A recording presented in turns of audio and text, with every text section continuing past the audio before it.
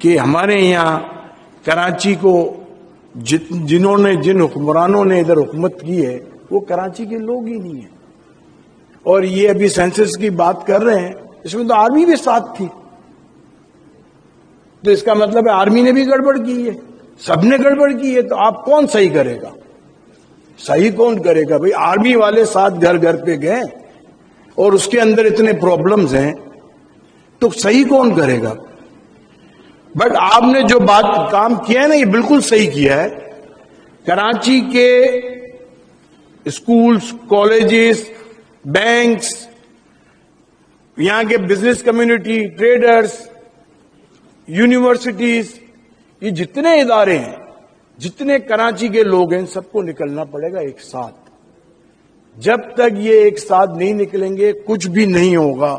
آپ مجھے بتائیں، صرف 55 ارب روپے، 55 سے 60 ارب روپے انفراسٹرکچر سیس کی مد میں سندھ گورنمنٹ کو پیسے ملتے ہیں، ایکسائز ڈپارٹمنٹ کو. کتنے؟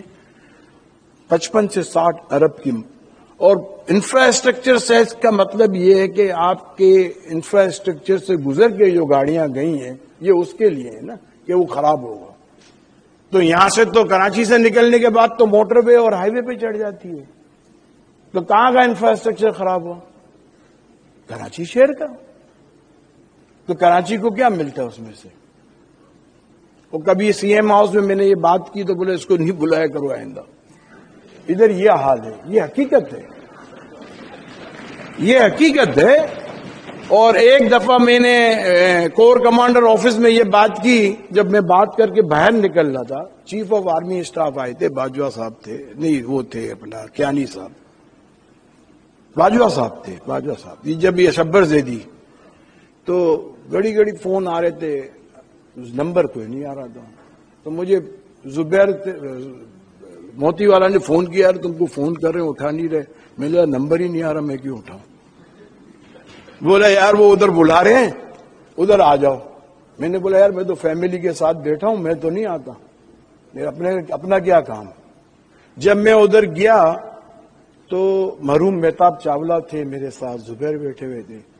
میں نے ادھر سب کو، جتنے لوگ بیٹھے تھے نا، میں نے ان سب سے کہا کہ خدا کا واسطہ ہے کراچی میں ہی آئے، کراچی کی بات کرو، چمچہ گیری نہیں کرنا. آپ سب لوگ ایک تو تعریفیں کرو گے اور چمچہ گیری کرو گے.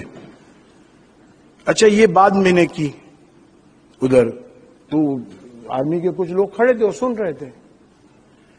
پھر وہ آئے اور وہی جو فیڈریشن کے پریزیڈنٹ تھے انہوں نے وہی ہاتھ پھیرنے شروع کیے، سمجھے. مگر اس میں ہم مہتاب چاولہ اور ہم نے بولا بھائی ہم کو ٹیکسٹائل کی بات کرنی ہے، مجھے جلدی کام سے جانا ہے تو مجھے پہلے کرنے دیں. میں نے بادشاہت کی ادھر. جب میں اٹھ کے باہر نکلا تو مجھے ایک بریگیڈیئر نے بولا یار آپ کا کارڈ مجھے چاہیے. میں نے کیوں چاہیے؟ آپ نے بولا آپ کے پاس تو ہے سب چیزیں میری، اور میں کوئی آفس سے تھوڑی آ رہا ہوں یار، میں تو فیملی کے ساتھ تھا، وہاں سے آ رہا ہوں. تو مطلب یہ حال ہے. کوئی بولتا ہے تو اس کو بولتے ہیں آپ کا کارڈ دو، آپ کا یہ دو. مطلب سچی بات کرنا بھی گناہ ہے. کیا ہے؟ اور اس کا ایک ہی سولوشن ہے جو میں نے ابھی سمجھا ہے. دیکھیں آج یہ سرکولر ریلوے کب بنی؟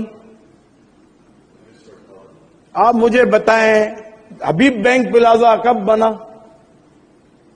تو ہم نے تو جب سے ہوش سنبھالا ہے تو نیگیٹو گروتھ ہی دیکھی ہے.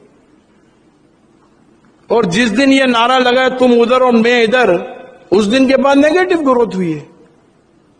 آپ 4-5 بیسک چیزیں ہوتی ہیں جس پہ آپ شور مچا رہے ہو.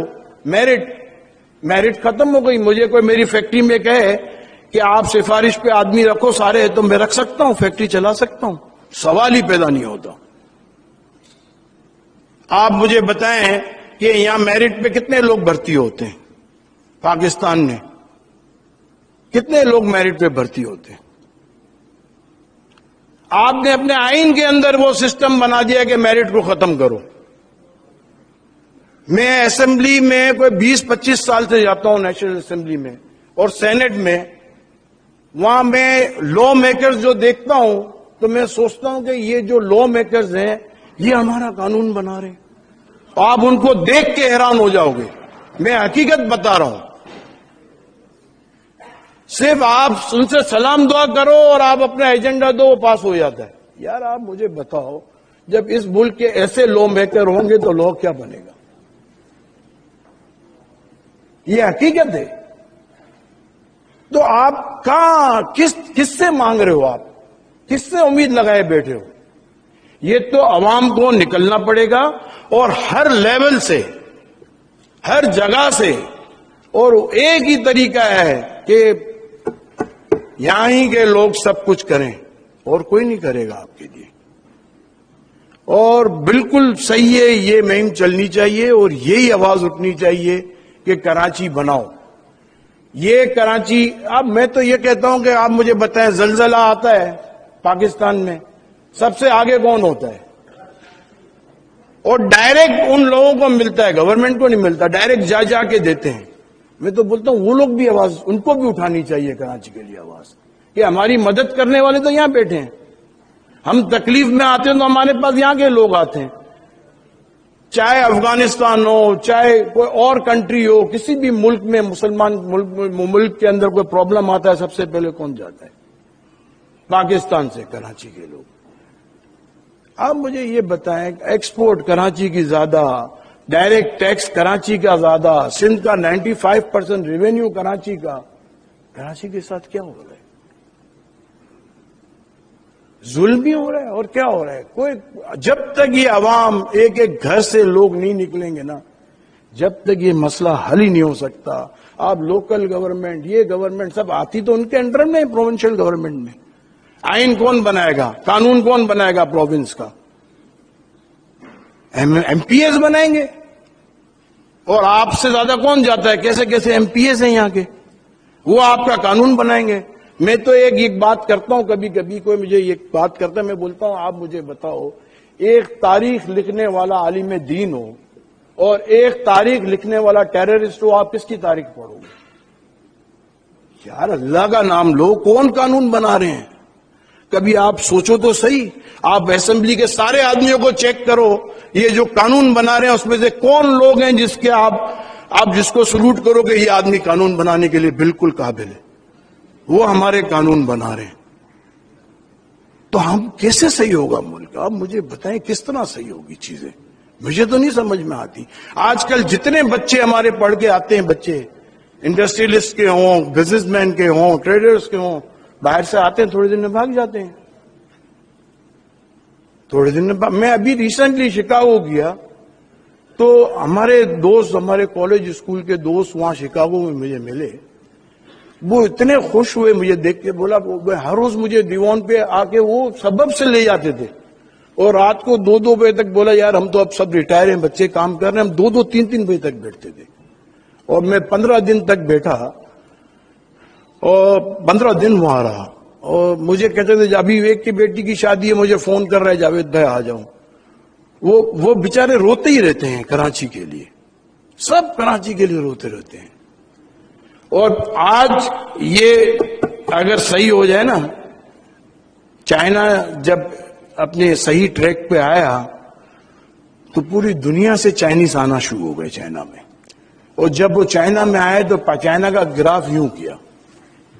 اور میں بولتا ہوں کہ یہ اکیلا کراچی جو ہے نا، یہ جتنا باقی پاکستان ہے نا، ایسے 100 گنا پاکستان ہو جائے نا، اس کو اکیلا چلا سکتا ہے. یہ کراچی وہ شہر ہے، یہ دوسرے ملکوں کے لوگوں کو جب چلا سکتا ہے. ہم چھوٹے تھے تو میں آپ کو بتاؤں کہ ہمارے محلے کے اندر بلڈنگیں تھی چھوٹی چھوٹی، تو کراچی یونیورسٹی میں فلسطینی، ملیشین، انڈونیشین، سب جارڈنی، کتنے لوگوں کے کنٹری کے لڑکے یہاں پڑھنے آتے تھے یار میڈیکل کالج میں. کہاں گئے؟ آج وہ دبئی میں ہمارے بچے پڑھنے جا رہے ہیں. تو ہم تو نیگیٹو گروتھ پہ ہیں کنٹینیو. اور جب یہ 4-5 چیزیں جو تباہی کی گئی، انڈسٹریلائزیشن کو ختم کیا گیا، تباہی شروع ہو گئی. ایجوکیشن کو نیشنلائز کیا، تباہی شروع ہو گئی. میرٹ کو ختم کیا، تباہی شروع ہو گئی. بینک کو نیشنلائز کیا، تباہی شروع ہو گئی. رہا کیا پھر اس کے بعد؟ آپ نے تو سب بیسک جو فاؤنڈیشن ہے وہ ساری ختم کر دی. اور میرٹ ختم کرنا کسی بھی ملک کے اندر وہ تو کینسر ہے.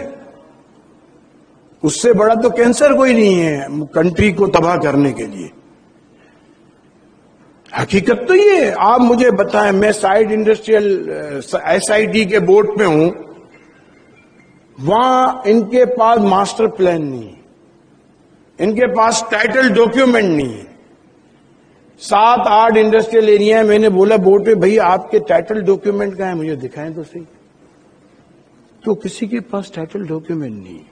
ابھی ایک نیا انڈسٹریل ایریا اناؤنس کیا جس کا بلاول صاحب نے جا کے فیتا کاٹا.